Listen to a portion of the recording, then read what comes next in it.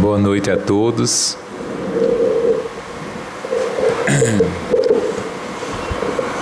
Toda última sexta e segundas-feiras do mês, nós fazemos perguntas e respostas dentro do tema da doutrina dos espíritos. Quem quiser fazer oralmente, pode. Quem quiser fazer por escrito, também. E vamos procurar responder dentro da doutrina dos espíritos. Acho que não soubermos, com certeza iremos procurar pesquisar para trazer na próxima reunião as respostas. Por que as pessoas são tão ingratas com o próximo que faz o bem? Por que as pessoas são tão ingratas com o próximo que faz o bem? Não nos cabe aqui a julgar. Se alguém faz alguma ação no bem e, por o fato de fazer esta ação, é julgado ou criticado, o que nós diríamos do Cristo? Que não tinha nada a ser censurado, no entanto, morreu numa cruz. Quem somos nós perante o Cristo de Deus? Fazer o bem por si só já é uma defesa. André Luiz diz que o bem que a gente faz em qualquer lugar será o nosso advogado em toda parte. Não temos que esperar pelo fato de fazermos o bem, esperar a gratidão, o reconhecimento, o elogio, não. No Evangelho explica que o que nós fizermos com a mão direita, que não saiba a esquerda. Não temos que anunciar a caridade, como ouvi certa feita de Clóvis Nunes, um pesquisador baiano, que com um grupo do centro que ele participava, foram, numa certa noite, distribuir cobertores para aqueles que viviam ao relento. E ele conta que, chegando um dia, numa noite fria, embaixo de um viaduto, estava lá um homem todo encolhido, e ele chegou com o cobertor, cutucou o homem demorou a acordar, ele cutucou de novo, o homem despertou e ele foi entregar o cobertor. O homem disse: "Por que você me acordou? Saia daqui, porque senão eu lhe dou uma facada." E ele tomou um choque com a reação daquele necessitado. E se afastou e levou o cobertor com ele. Ficou meio chateado. Ele disse: "Eu fui fazer o bem e sou ameaçado de morte, levar uma facada." Aí, quando ele foi para a reunião mediúnica que ele participava, o espírito incorporou um dos dirigentes e disse: "Meu irmão, não fique tão chateado com o ocorrido. Lembre-se que para fazer a caridade não precisa tocar trombeta. Você chegasse lá, deixasse o cobertor e fosse embora. Não precisa anunciar que você vai fazer a caridade. Para receber do outro o agradecimento. Simplesmente você chegasse e deixasse o cobertor. A caridade não necessita de reconhecimento." Aí ele foi no outro dia, de noite, passou por lá, o homem estava deitado, ele foi silenciosamente, colocou o cobertor e saiu. Alguns dias depois, passando pelo local, ele viu o homem coberto pelo cobertor que ele havia doado. Mas não havia a necessidade de ter que acordar para se fazer a caridade, se ter o reconhecimento. Quando nós fazemos isso é porque temos dentro de nós o orgulho de querer ser reconhecido. E o verdadeiro caridoso, ele faz naturalmente, espontaneamente. Ele não pensa, eu vou fazer isso porque vou receber aquilo. Não. Naturalmente ele age. Ele não espera o reconhecimento nem a gratidão. Tenho sonhos frequentes com meu falecido pai. Referente a isso, você poderá dar uma explicação ou algo do tipo? Olha, o sonho, nós sabemos que é o desprendimento do espírito. Nosso espírito se desprende e entra ou retorna ao mundo espiritual, que é o mundo de origem. Então é muito natural, seu pai está desencarnado, ou sua mãe, seu avô, sua avó, seu filho, seja lá o que for, que esteja desencarnado, natural que nesses desprendimentos haja os reencontros, quando há a permissão e a condição. Então, você, pelo sono, o corpo adormeceu, mas o espírito está desperto, reentrando no mundo dos espíritos. Ocorre que muitas vezes ele se reencontra com os entes queridos, conversa, recebe orientação, recebe recados muitas vezes. Determinadas situações que você pode estar vivenciando, chega um conselho, você acorda muitas vezes com a lembrança nítida do sonho. Isso acontece, é natural. Há um mês atrás, mais ou menos, eu, num sonho, dormi e acordei na madrugada em prantos, chorando, porque eu fui ao encontro da minha mãe. E a vi perfeitamente como estou vendo vocês. Vi minha tia, vi minha avó, vi o local onde ela se encontrava, a escadaria que eu subi, até o momento de topar com ela. Quando eu topo, que eu me encontro, minha tia na frente com minha avó, e ela sendo carregada pelos braços, como se tivesse andando, dando os primeiros passos, e que vê que eu encontro, o choque do reencontro, a emoção foi muito grande. Então acordei em lágrimas, e o sonho, quando eu acordei, era como se eu tivesse realmente acabado de falar com ela. Tinha certeza absoluta que me encontrei com ela. Falei com ela, com minha tia e com minha avó. E domingo agora, graças a Deus, o maior presente que pude receber no Natal foi falar diretamente com ela na reunião do Evangelho. Não íamos fazer a reunião porque estávamos aqui em Boa Viagem, mas eu disse, não, a gente vai para a aldeia para fazer a reunião do Evangelho. Não vamos faltar essa reunião, porque vai ser a última do ano. E fomos no domingo para a reunião. Ocorreu a reunião, quando concluiu a primeira parte, que vai para a parte que a gente abre para, se algum dos espíritos, alguns dos dirigentes queiram usar a palavra, algum espírito familiar.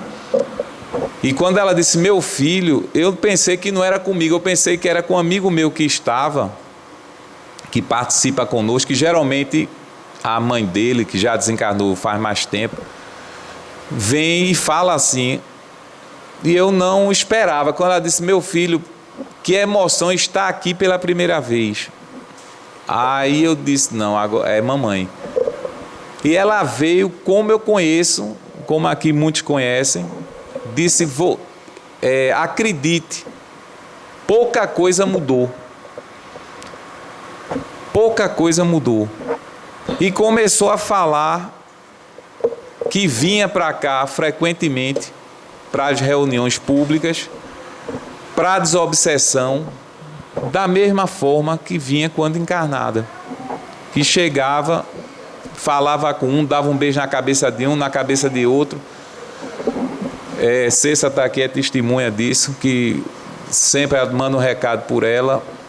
E, através de outro médium, disse a mesma coisa, que sempre estava aqui presente, tudinho. Aí falou, deu os conselhos para dar recado para meus irmãos, para que cuidasse de papai. E, muito emocionada, até os 2 primeiros minutos ela conseguiu falar. Depois, natural, a emoção, começou a chorar, mas não de tristeza. O choro era de alegria, porque ela disse que o que pediu a Deus para poder estar ali falando pela primeira vez, que várias vezes, quando encarnada, eu chamava ela para ir para o evangelho lá, mas ela não ia por causa do meu pai. Ela sempre dizia: mas meu filho, se eu for, vou deixar seu pai. Aí eu até brincava com ela e dizia: mas não é possível, que a senhora só vai quando desencarnar. E ela foi realmente quando desencarnou. E ela, a emoção de estar ali falando pela primeira vez, né, dizendo das impressões, que estava, graças a Deus, estava muito bem, que tinha sido muito bem recebida pela minha avó, né, que é a mãe dela, e pelo Clube das Rosas, que receberam ela, acolheram ela, e graças a Deus, ela disse que a única coisa que machuca é a saudade. Isso é que ainda é muito forte. Mas, tirando isso, graças a Deus, estava muito bem e trabalhando. Então, sonhar com seu pai, isso é natural, faz parte, não tem nada de anormal. Eu não diria um privilégio, que eu não teria esse privilégio, eu diria que o mérito é dela. Né? Não é porque é minha mãe não, mas era uma criatura que só fez o bem aqui. Mas é um privilégio para quem recebe o sonho. No caso pode ser uma forma de um privilégio, de você ter a condição, né? Que para isso você tem que ter a permissão para ver o reencontro. Não é como a gente pensa que vou dormir, vou falar. Não. Primeiro tem que ver o plano que o espírito se encontra, se você tem condições de ir ou se ele tem condições de vir. E tem que haver realmente o consentimento para que você possa se encontrar e se comunicar. Né? Não é tão simples como a gente pensa.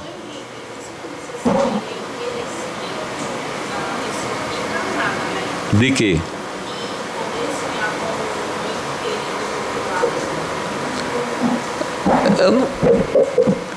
Carol, não diria se é merecimento da pessoa, porque quem tem ente querido, que tem ligação com o ente querido, é natural, quando você durma, você queira se encontrar. É natural que o outro queira falar com você. Isso é muito natural. Agora, além disso, você tem que ter a condição de, quando acordar, lembrar. Que nem todo mundo lembra. Né? A gente sonha várias vezes, e eu acordo e não lembro de nada. Existem pessoas que têm a sensação de que sonhou. Já tem outras que têm a nitidez do sonho. Já tem outra que não lembra de nada. E pode ter passado a noite todinha conversando com o pai, com a mãe, com o parente, sei lá quem for, com o guia espiritual, e não lembra. Já tem pessoas que acordam e tem um sonho todinho na cabeça. Se foi dado um recado, sabe qual foi o recado, sabe de tudo. Devo me afastar de pessoas negativas que conhecem a doutrina e insistem em fazer as coisas ruins, veja bem, se afastar das pessoas negativas que conhecem a doutrina e insistem em fazer as coisas ruins,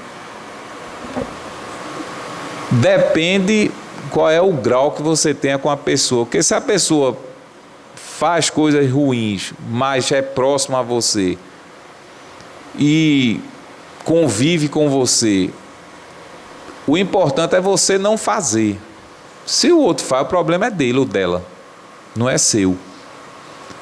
Você pode ajudar a pessoa através dos bons conselhos, da orientação, da própria doutrina, o que é que esclarece, as consequências. Mas se afastar, por se afastar, se você for se afastar de pessoas negativas, você vai conviver com quem? Vai se isolar, né? Acho que nem você mesmo consigo próprio, né? Você vai viver o quê? Numa bolha? A gente tem que saber conviver com as pessoas, porque nós também somos negativos. Está no Livro dos Espíritos que a lei de sociedade existe para isso, né? Que ele, no próprio livro, faz uma pergunta: aquele que vive isolado em meditação, ele é proveitoso, né? Aí a resposta dos Espíritos é um egoísta. Porque você se isolar para viver em contemplação, sem estar em contato com o próximo, o que é que você está fazendo pela sociedade?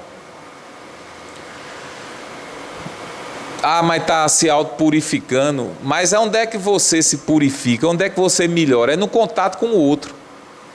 É no dia a dia. É aí onde você realmente tem a condição de melhorar. Mas isolado, eu vou me trancar agora, eu não vou falar mais com ninguém não, que eu vou me espiritualizar. Os espíritos dizem que é egoísmo. Uma coisa é você tirar um momento, um tempo do seu dia para uma reflexão, para uma elevação de pensamentos. É diferente. Você vai se fortalecer para o dia a dia, mas você viver no isolamento, você não está sendo útil. Então, se afastar, não. Acho que a gente deve procurar ajudar as pessoas que têm essa condição de negatividade. Porque tem pessoas que são tão negativas, se você fizer um elogio, a pessoa se magoa, fica chateada. Porque ela se alimenta da piedade, do coitadinho, da coitadinha, de estar doente. Tem gente que está doente dentro de casa a vida toda, mas está enterrando a família todinha de coitadinho.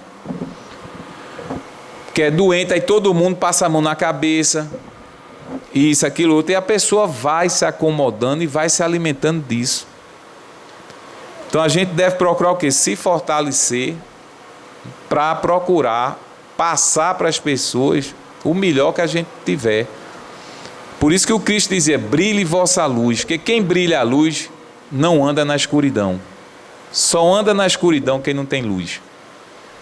E é preciso fazer brilhar a luz. Poderia esclarecer sobre o que é e o que acontece na desobsessão? A desobsessão numa casa espírita, ela é exatamente o tratamento espiritual de esclarecimento para aquele ou aquela que anda sofrendo um processo obsessivo de um espírito que desencarnado se encontra e que mantém uma ideia fixa em querer lhe prejudicar. Então, o que é que acontece na desobsessão? Esse espírito, ele é trazido pelos dirigentes espirituais para que possa o esclarecedor conversar com o Espírito e fazer com que ele compreenda que não deve continuar fazendo o que está a fazer. Não é expulsar, arrancar, como muitas pessoas imaginam. Existem espíritos que são afastados? São. Tem espíritos que, quando os benfeitores percebem que o espírito ele não quer ceder de forma nenhuma, muitas vezes eles são levados mesmo, são afastados. Mas, geralmente, através do esclarecimento, da conversação, o espírito compreendendo que está errado naquilo que ele está tentando fazer, ele deixa de obsidiar a criatura. Mas, importantíssimo para esse processo, é exatamente a mudança interior do obsidiado.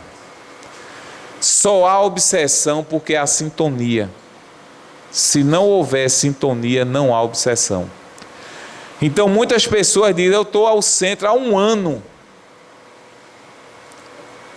e continuo sofrendo as perturbações. Nós perguntamos, e nesse 1 ano, você se tornou melhor? O que é que você fez da sua vida? É a mesma coisa de nós perguntarmos hoje. Não vai encerrar o ano amanhã? Muita gente, é o que nós mais percebemos, vemos nas redes sociais, são as mensagens fantásticas. Cada uma de mudança, de otimismo, de amor. Hoje mesmo eu estava no shopping antes de vir para cá, estava lá na livraria Saraiva, aí estava pagando, aí um funcionário passou, falou com o outro, desejou boas festas, né, boa entrada de ano, e saiu. Aí a menina que estava disse, engraçado, o ano todinho passa aqui, não dá nem bom dia, nem boa tarde, nem boa noite. Quando chega agora, vem desejar bons anos. Aí eu fiz a reflexão, disse, mas isso é um fato. A gente passa o ano todinho, aí quando chega no final do ano, aí tome mensagem, tome isso, tome aquilo outro. Ah, mas eu vou entrar em 2017, vai ser diferente, eu vou isso, eu vou aquilo outro, eu vou mudar, vou pintar minha casa, vou comprar um sofá novo, vou botar um quadro, vou fazer isso, vou fazer aquilo outro. E esquece que se você não mudar o interior, você não muda o exterior. Para que 2017 seja diferente, você tem que mudar. Você pode mudar a sua casa, se mudar de casa. Se você não mudar o pensamento, você não muda. E o que a gente tem que perguntar a si próprio é o que um autor, um esoterista, Vernon Howard, ele faz a seguinte pergunta. Ele afirma que a verdadeira coragem, a coragem autêntica, é você dizer a si mesmo aquilo que não quer ouvir. Essa é a coragem autêntica. Você dizer a si mesmo aquilo que você não quer ouvir. Porque nós não temos, muitas vezes, a coragem de fazer uma pergunta a nós mesmos. Porque sabemos da resposta. Então, para você querer mudar o 2017, você tem que mudar suas atitudes, seus pensamentos. Aí você muda. Do contrário, você vai entrar em 2017 do mesmo jeito que você entrou em 2016. Sem nenhuma mudança significativa. E aí vem outra pergunta. com os anos que eu tenho da doutrina espírita, dos ensinamentos que eu já aprendi, eu tenho me tornado melhor? Essa é a pergunta. Se eu tenho um mês, se eu tenho um ano, se eu tenho 10 anos, se eu tenho 20 anos, 30 anos de casa espírita, ouvindo, lendo, me tratando, eu tenho sido melhor, eu tenho colocado em prática aquilo que eu tenho aprendido, compreendido? Essa é a pergunta, gente. Não é simplesmente frequentar, como muitos frequentam a igreja católica, comungam, mas vai mecanicamente. Nós não podemos vir à casa espírita mecanicamente. Eu vou na casa espírita, eu estou com um obsessor aqui do meu lado, está me aperreando, eu vou para lá fazer a limpeza, vou tomar um passe, mas não muda, continua da mesma forma, do mesmo jeito, entra ano e sai ano, a pessoa não muda. Aí quer culpar a casa espírita, quer culpar os dirigentes espirituais porque não afastou, não esclareceu o obsessor. E o trabalho que compete a cada um? Porque se você crescer espiritualmente, você rompe a sintonia com ele. Ou ele cresce com você, ou então a sintonia é rompida. Mas se você alimenta, se você é uma porta escancarada, você vai reclamar de quê? Como se explica a sonolência na reunião pública ou no evangelho no lar? É obsessão sempre? Não. Nem sempre a sonolência quer dizer que seja uma obsessão.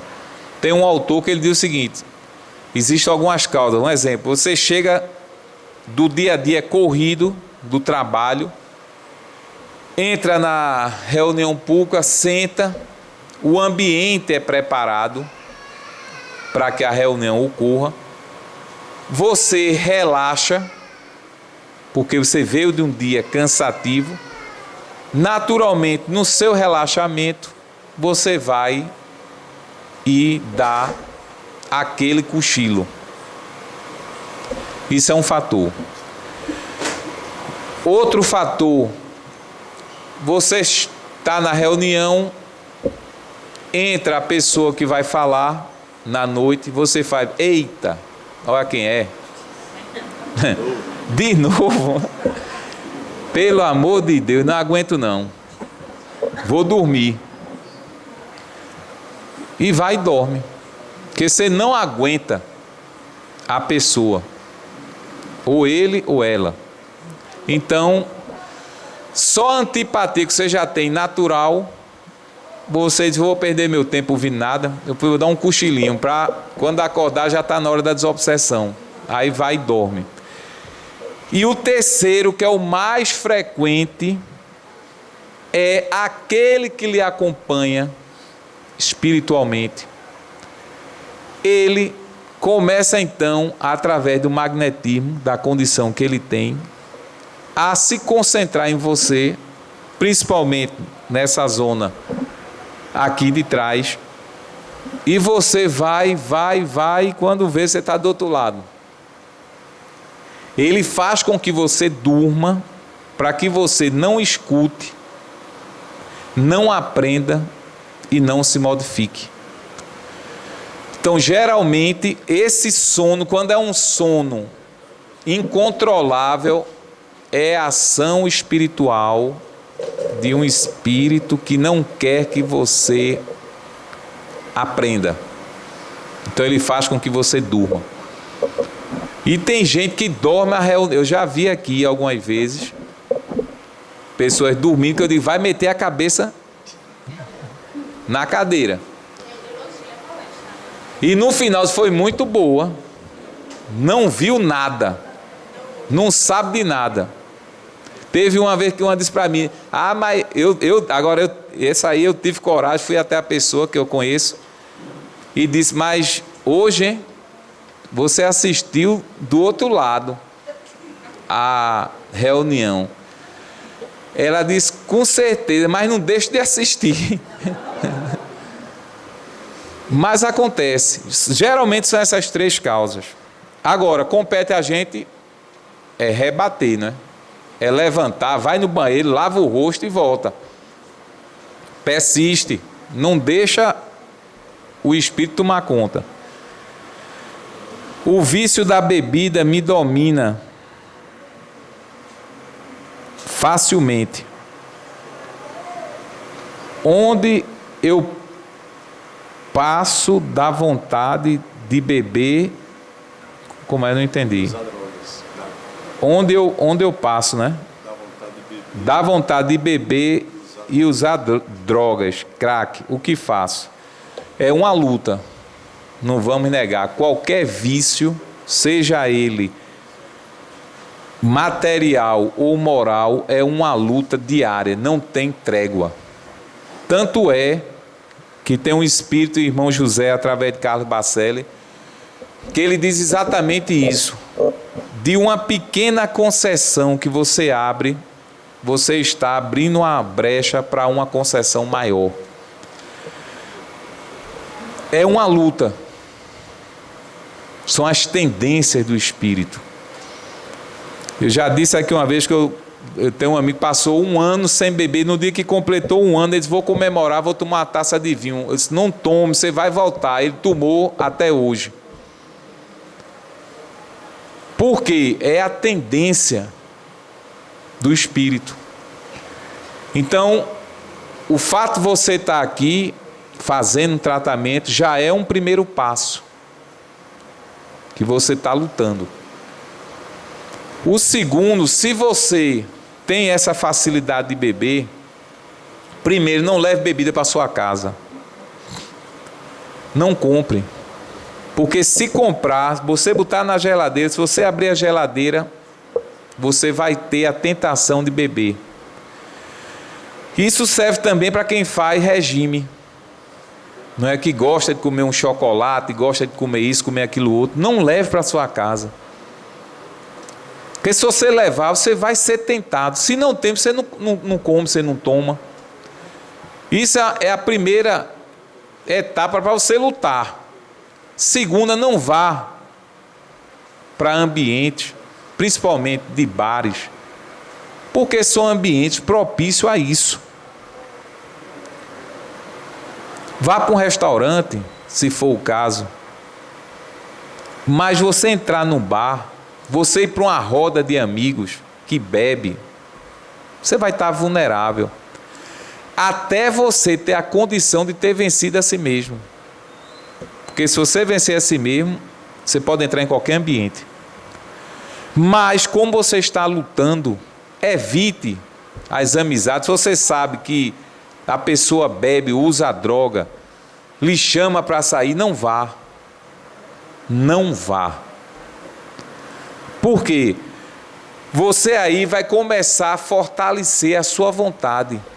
E tem um autor que diz que manda você repetir: meu poder de vontade é forte, eu educo e controlo os meus pensamentos. E repita: meu poder de vontade é forte, eu educo e controlo os meus pensamentos. E começa a repetir isso diariamente, para você fortalecer a si próprio. Enquanto está vulnerável, evite as amizades que bebem, que usam droga. Evite comprar, que seja uma cerveja inocente, mas que com certeza você vai ser tentado a isso. Então, vá podando, continue no tratamento, que você vai se fortalecendo. Não vai lhe faltar a ajuda espiritual. E se você persistir, você vence. Persistir, você vence.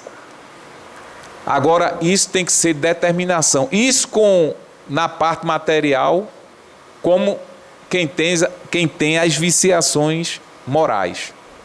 Do mesmo jeito. Pessoa que gosta de falar mal da vida alheia, é uma luta constante segurar a língua, mas é um exercício. Pessoas que têm o prazer, né, de espalhar as notícias negativas. É um trabalho. Tem pessoa que não pode escutar nada aqui que já fica enlouquecida se não correr para passar adiante. É uma necessidade que tem. Então, são viciações morais que exigem de cada um a vigilância, a oração, o estudo, a perseverança, porque a luta é diária. Não é semanal, não é mensal, é uma luta diária.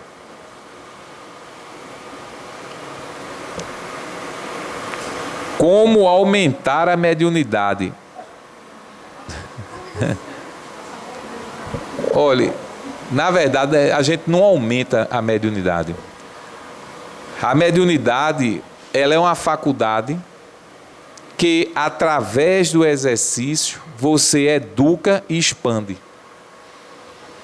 Então, a sua determinação é que vai fazer com que sua mediunidade ela vá se ampliando.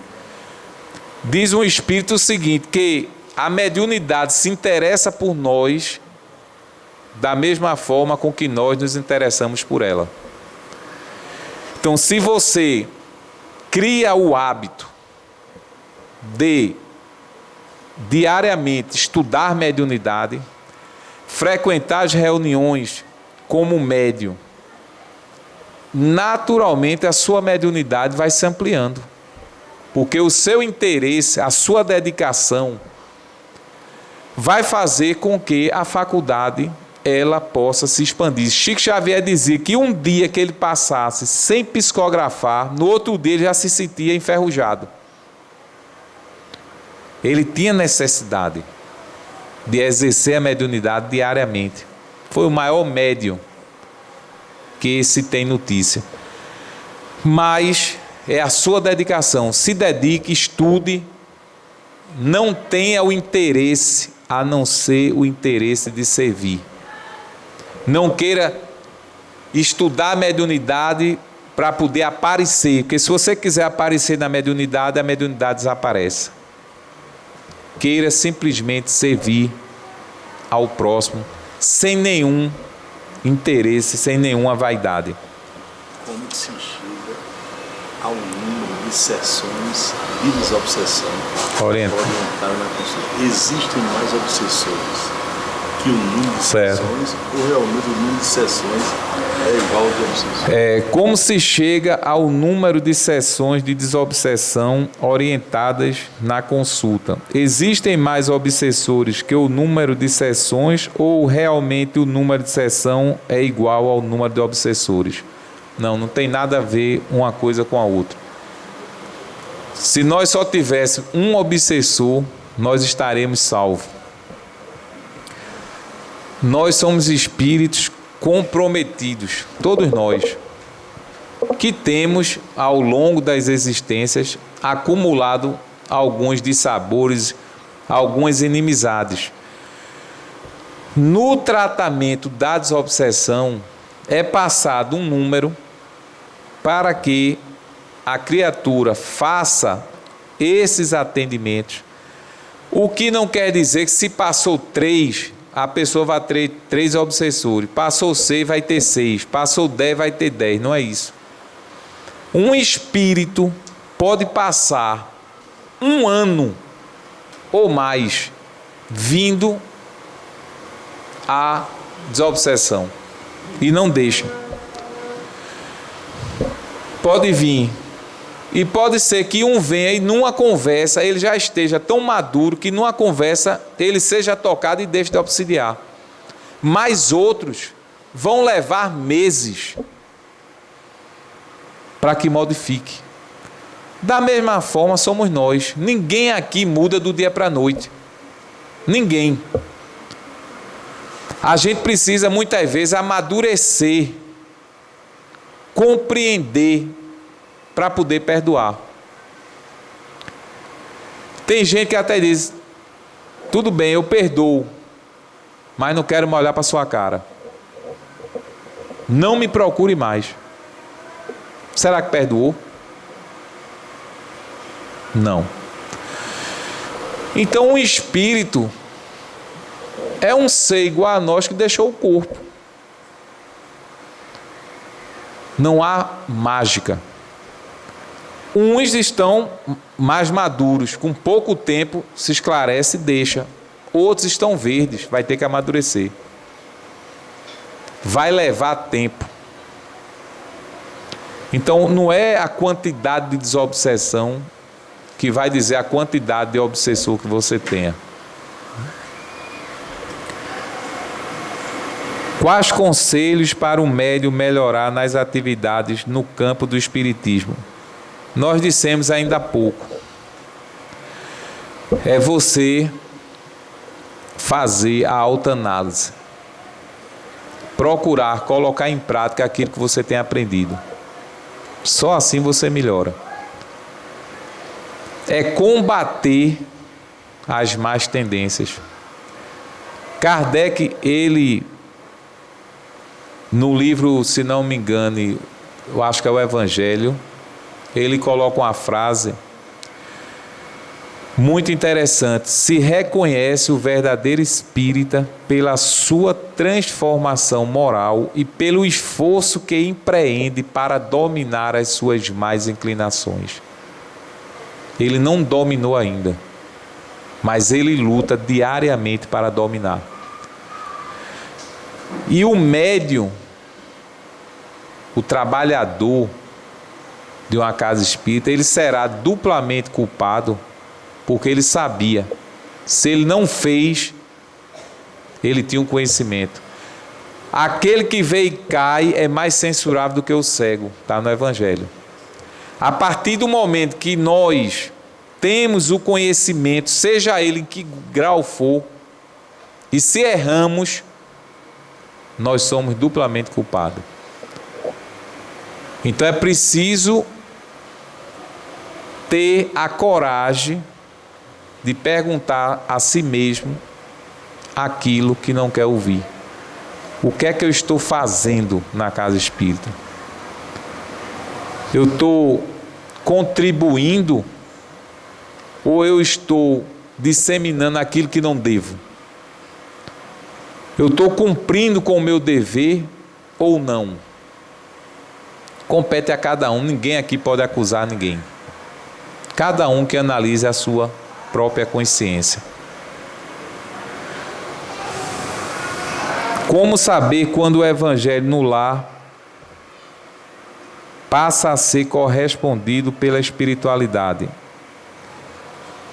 O que vai dar seriedade numa reunião do Evangelho é a sua disciplina.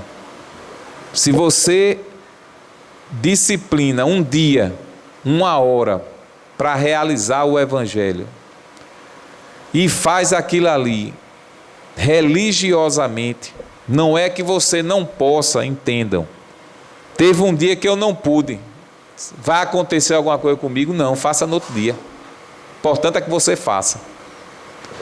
Mas é o comprometimento que você tem perante a espiritualidade. Se você se compromete naquele dia, aquela hora, eu vou fazer e faço, naturalmente as equipes espirituais estarão presentes e muitos daqueles espíritos que nos acompanham estão presentes ouvindo a reunião. Então você está ali durante 30 minutos ou uma hora, lendo um trecho do Evangelho, comentando o texto, trazendo para o dia de hoje, refletindo sobre aquilo, com seriedade. Muitas vezes, o espírito que lhe obsidia, numa reunião daquela, ele é esclarecido. Agora, a pessoa faz quando quer, quando bem entende. Qual é o comprometimento? Não tem. Então, contato com o mundo espiritual é uma coisa séria. Não é brincadeira. Seriedade. As reuniões que nós realizamos numa casa espírita tem horário, tem dia para começar. Não é a gente chega aqui, hoje eu vou fazer de 8, amanhã eu vou fazer de 8h30, da outra vez eu vou fazer de 9. Não. Tem horário, tem uma disciplina. Então, do mesmo jeito, na nossa casa, nos disciplinamos para poder merecer a assistência espiritual. Existe a possibilidade de sermos vítimas de espíritos em sonho. Tenho sonhos lúcidos onde tudo me leva a atrair pessoas queridas. Lembro de resistir, né? Lembro de resistir bravamente, mas as situações vão piorando. Pode ser indução, com certeza. Ocorre. Você se desprender do corpo físico e você ir para determinados locais no mundo espiritual. Isso ocorre. Você estar vulnerável, porque você tem ligações com determinados espíritos que não reencarnaram, que são cúmplices e que fazem o possível para poder trazer você de volta para aquela vida ou situação que você viveu com ele ou com ela. Me lembro uma vez, chegou um cidadão na casa do Dr. Ciro e disse: Dr. Ciro, eu vou dormir e acordo no outro dia bebo. Como se tivesse tomado todas. Aí Dr. Ciro olhou, pediu para, se tivesse algum espírito, trouxessem. Aí se apresentou o espírito. Disse: toda noite, quando ele dorme, eu levo ele, a gente vai tomar uma. E ele voltava ressacado. Tomava. Isso com relação à bebida, aí tem relação a sexo, a outras coisas. Quando você se prepara para dormir, aí você pode partir para trabalhar, é diferente. Aí você se junta com as equipes espirituais e vão trabalhar no mundo espiritual. O que não falta é trabalho. Muitas vezes vão buscar espírito para hospedar em casa para ser atendido. Isso acontece. Mas aí você está trabalhando. E tem gente que quando dorme vai para a noite, vai para as baladas, vai para os bordéis, vai para todo canto. Vai mesmo. Isso acontece. Por isso é importante nos prepararmos antes, para poder, quando dormir, nós sermos úteis e não sermos usados, não sermos vítimas. Como nos manter sempre equilibrados? Apenas o orar e vigiar para não cair em tentação funciona? É uma recomendação do Cristo. Orar e vigiar. Isso é uma constante. Orar diariamente e vigiar, exatamente para não cometer os erros que estamos habituados a cometer. Porque manter o equilíbrio 100% na condição em que nos encontramos é difícil. Nós alteramos muito de humor diariamente. Nós vamos do céu para o inferno com muita rapidez. Oscilamos muito. Nós não temos ainda o controle ou a supermente, como chamam alguns estudiosos, de você olhar, ver a situação, as pessoas e ter um olhar de compreensão sobre isso. Geralmente nós reagimos, nós não agimos. Reagimos. Então é preciso maturidade, amadurecimento. Não é do dia para a noite. Mas esse orar e vigiar é importantíssimo no nosso dia a dia, para que estejamos sempre atentos e não cometermos as falhas que com muita facilidade nós ainda cometemos. Sempre nessa época de fim de ano aparecem os paranormais para as previsões do ano novo. Os espíritos sábios se ocupam nessas atividades, já não. Kardec, acho que livro dos médios, ele diz que todo anúncio com data fixada é indício de mistificação. Então esses médicos que vê tudo, que vê a data, vê o dia, vê aquilo outro, já falou com isso, com aquilo outro, tem que ter todo cuidado. O médium, ele precisa ser o mais discreto possível. Vemos em Chico Xavier, o que aquele homem sabia, tinha conhecimento, mas nunca deixava transparecer. Sempre na humildade, sempre dizendo, não, são os espíritos que estão aqui dizendo. Existe um estudioso que ele dizia, muitos dos espíritos que se comunicaram por Chico Xavier, Chico sabia mais do que o espírito. E sabia mesmo. Ele ajudava o espírito a dar a comunicação, que ele tinha mais bagagem do que o espírito. Pois não? Dá sim. Fala sobre tratamento com hipnose para tratar certos traumas que... Você está falando de regressão? TVP, é? Que é TVP, Teoria de Vidas Passadas. Tratamento. O que alguns estudiosos e autores dizem é que quando se faz um tratamento desse, o intuito aí não é saber quem você foi, é ir na causa que está causando o trauma na pessoa. Porque nem todos, a grande maioria, poderíamos dizer, tem maturidade e condição de saber quem foi. Que se soubesse, quando voltasse, perdia a existência, não suportaria. Por isso que na lei Deus deu esquecimento temporário.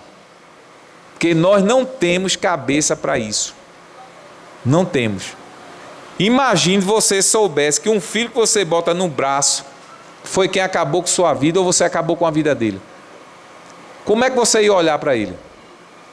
Você não ia ter condições. Você ia criar logo o antagonismo. Você sabendo que ali foi uma criatura que acabou com sua vida. Imagina uma esposa que está casando com o marido e soubesse que o dito cujo foi a desgraça dela. Não tinha condições. Ou vice-versa. Então esses tratamentos, primeiro, tem que ser com um profissional cadastrado, reconhecido, que saiba usar da hipnose para fazer a regressão até a causa. E aí sim, libertar a criatura. Mas não é com muito... eu queria fazer a regressão, porque todo mundo que faz regressão só quer ter sido ou rei, ou rainha, ou príncipe. Não teve um que foi paraguaio, boliviano. Não teve. Tudo foi ou rico demais, dono de terra, achando que isso é uma grande coisa. Não é. Então, o tratamento, ele é recomendado, mas quando tem esse fim. Não por curiosidade. Eu queria saber quem eu fui em vidas passadas. Teve eu acho que foi Carlos Barcelos, disse, olha, eu já conheci 5 Antonietas que já foram em vidas passadas, que chegaram para ele dizendo que já sabia que tinha sido Maria Antonieta. Umas 5 pessoas. Porque acha que isso é status, é poder, é aquilo outro. Não é. Cadê? Eita. Bem, ficaram algumas para o ano, para o próximo ano. E que possamos, em 2017, realmente fazer essa autoanálise, cada um refletindo naquilo que tem aprendido na doutrina dos Espíritos e o que tem feito de benefício na sua vida diária. Essa é a grande questão. O que eu compreendi, o que eu aprendi e como eu estou usando isso na minha vida de relação. Eu tenho me tornado melhor, eu tenho sido menos egoísta, menos orgulhoso, menos vaidoso, menos prepotente, menos rancoroso. Se eu não tenho sido, é porque eu entrei no Espiritismo, mas o Espiritismo não entrou em mim. É necessário que o Espiritismo entre em nós para que possa sair de nós através das nossas ações. Então, que possamos, em 2017, termos essa condição de sermos criaturas melhores. A grande proposta da doutrina dos Espíritos é tornar o ser humano melhor. Agora, a responsabilidade é de cada um. Nenhum guia espiritual vai fazer pela pessoa o que compete à pessoa fazer. Todos nós temos um guia espiritual, temos espíritos familiares que nos acompanham. Mas o trabalho de renovação interior, de respeito a cada um dos senhores e das senhoras, não de respeito a ninguém, é a luta íntima de cada um. Que possamos, em 2017, realmente termos progressos espirituais. Muita paz a todos.